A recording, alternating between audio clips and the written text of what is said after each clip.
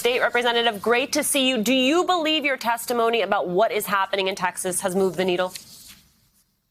Thank you for having me. I believe that the sheer fact that 57 Democrats from Texas have come out united to stand for our freedom to vote has moved the needle. Yes, the testimony was helpful, but sharing our stories over these last few weeks has really opened up the dialogue and pushed this message to the forefront, because just a few weeks ago, we weren't hearing Congress talk about voting rights legislation. So now we have that message to the forefront and even movement. So we're very hopeful and grateful.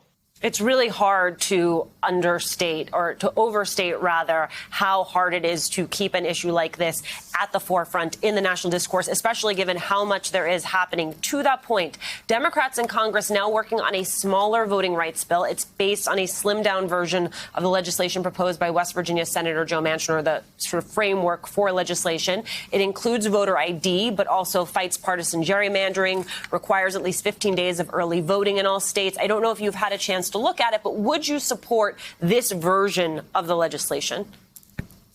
I have not seen it, but what I do know is that we do need some form of pre-clearance, whether that's pre-clearance based on historical disenfranchisement of people of color or practical implications of bills that may just have a disparate impact on people of color.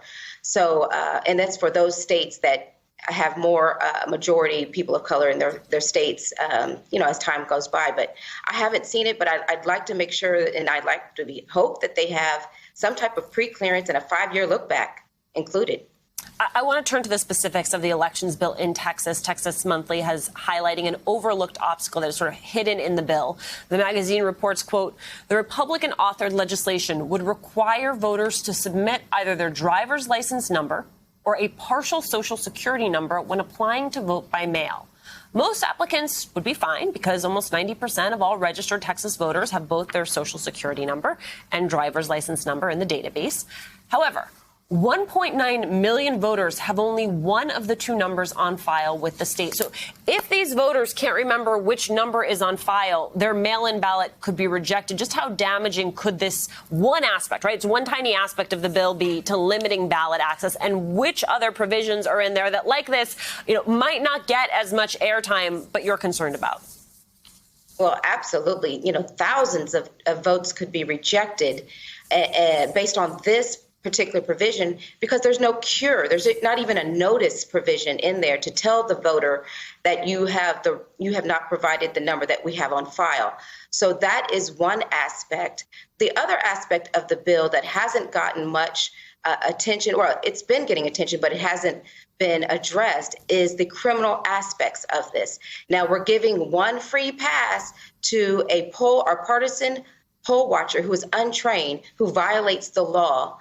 But the presiding judge, who is allegedly to violate the law, they don't get a warning. They get immediate criminal sanctions. So we're not seeing parity in the way that this bill is being, or the provisions of the bill are being carried out. So we'd like to see that. I mean, if you're going to start giving free passes, then the presiding judge and the election workers, they deserve free passes.